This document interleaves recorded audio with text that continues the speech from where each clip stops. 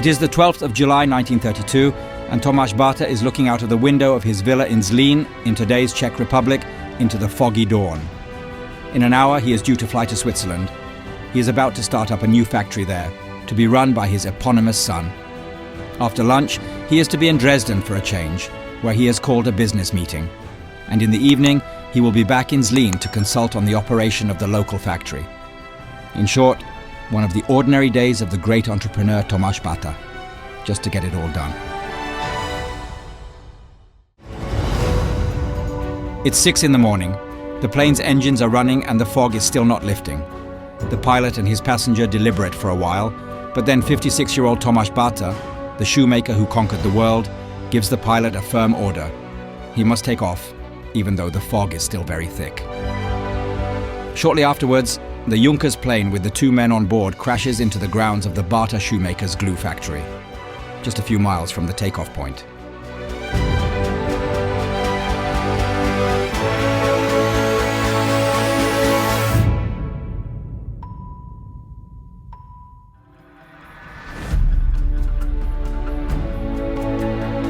Tomáš Baťa was born in Zlín in 1876 to Antonín Baťa, a master shoemaker and manufacturer of slippers.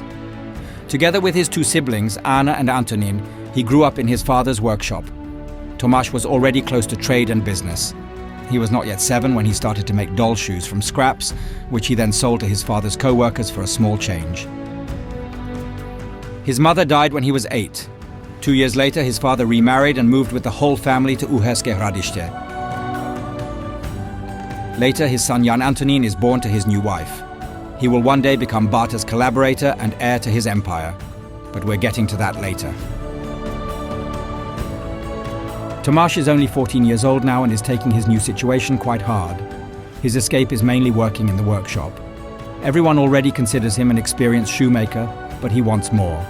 But his ideas on how to make shoe production more efficient are mostly rejected by his conservative father, and they quarrel about it.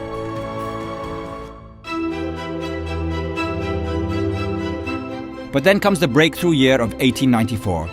Tomáš is not yet 18 when he, together with his siblings Anna and Antonín, decides to become independent. They will buy out their mother's share, and with the 800 guldens they will open their own workshop in the center of Zlín and start production.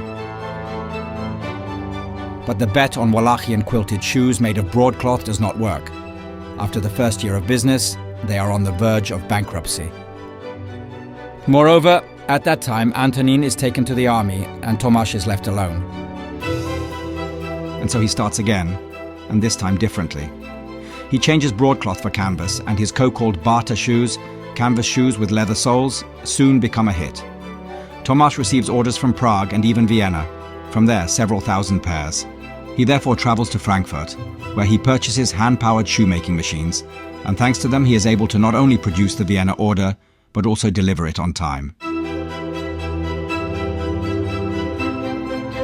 He then introduces unprecedented work rules in his factory.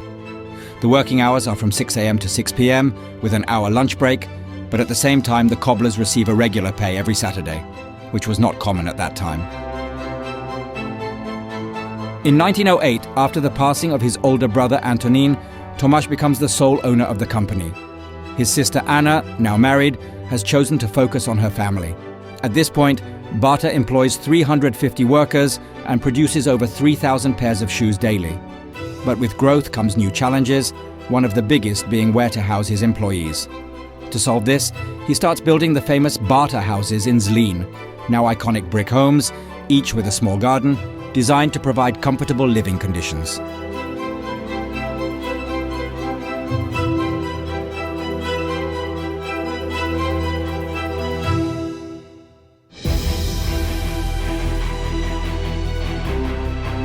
Tomáš Baťa is now thriving, not just in business but also in his personal life. At 36, he marries 19-year-old Maria Menšíková, the daughter of the Vienna University Library's administrator. 2 years later, they welcome their son, Tomáš.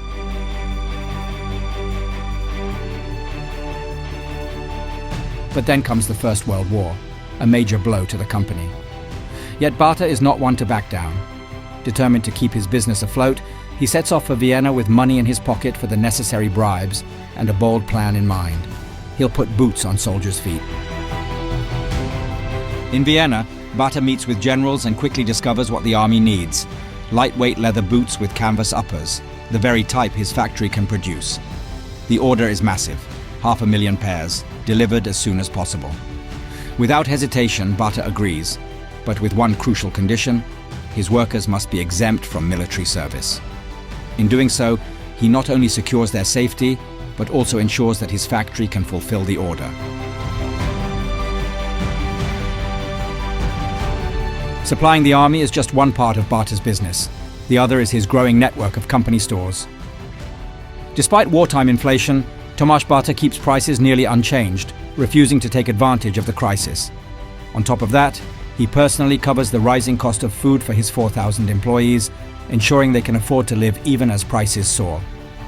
By the war's end, many assume Baťa has profited from the conflict, but in reality, the company reports a loss of over 3 million crowns. Yet the most important goal has been achieved. Baťa has survived. However, the real challenges are only just beginning.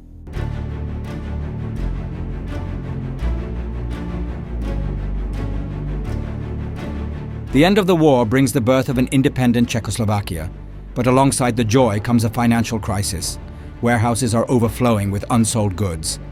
Once again, Baťa makes a bold move, cutting shoe prices by 50%. The discount works like a magnet, drawing in customers in droves. Competitors struggle to respond, and Baťa's affordable shoes take over the market completely. After years of success, Baťa decides to accelerate his growth. He invests in more powerful machines, introduces belt production inspired by Henry Ford's factories, expands his network of stores abroad, and launches the now legendary Baťa prices ending in 9. A strategy that makes his shoes even more attractive to customers. Another revolutionary innovation is the creation of independent economic units in his company. Each department in the production process buys goods from the previous department and sells them to the next department after processing. This has a tremendous effect on the quality of production and the responsibility of the managers.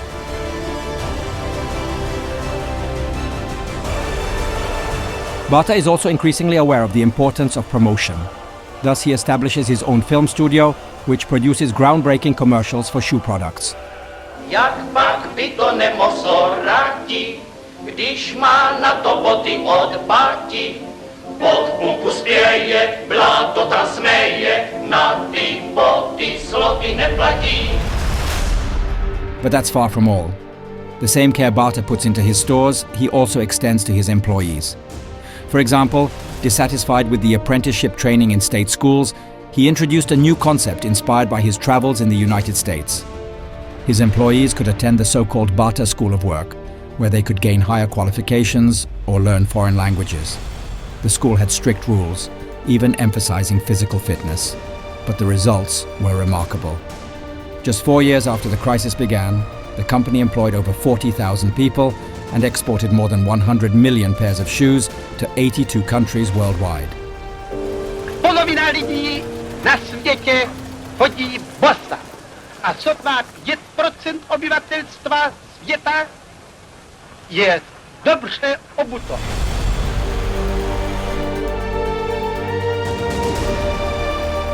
But every coin has two sides. As a wildly successful and wealthy entrepreneur, Baťa inevitably attracts resentment. His biggest critics are the communists, whose party has just been founded and whose members control the Zlín town hall. Through propaganda, they portray Baťa as a ruthless capitalist and exploiter. At 47 years old, Tomáš Baťa decides to respond by stepping into politics.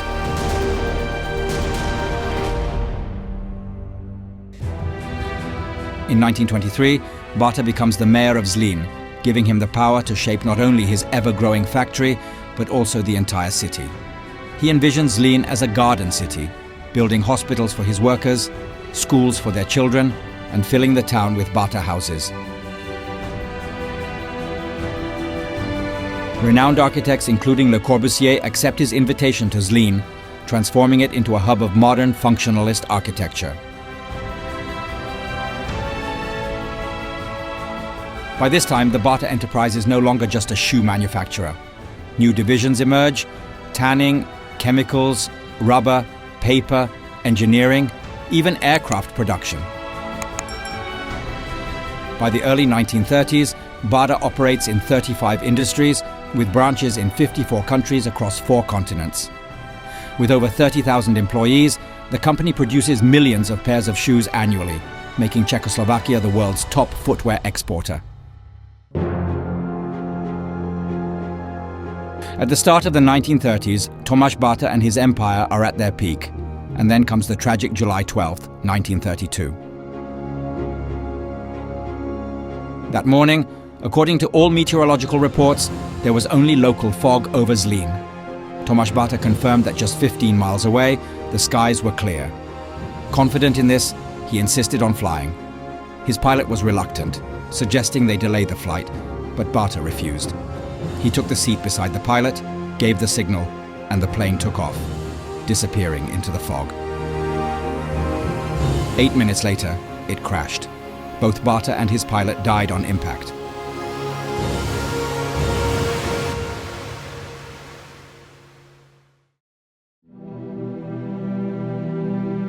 News of the tragedy spread worldwide, reported by newspapers and press agencies across the globe. Hundreds of condolence telegrams poured into Zlín, including ones from presidents, prime ministers, entrepreneurs. The funeral took place on July 14, 1932. As sirens echoed through the city, the coffin of Mr. Boss, as everyone in Zlín called him, left the factory gates.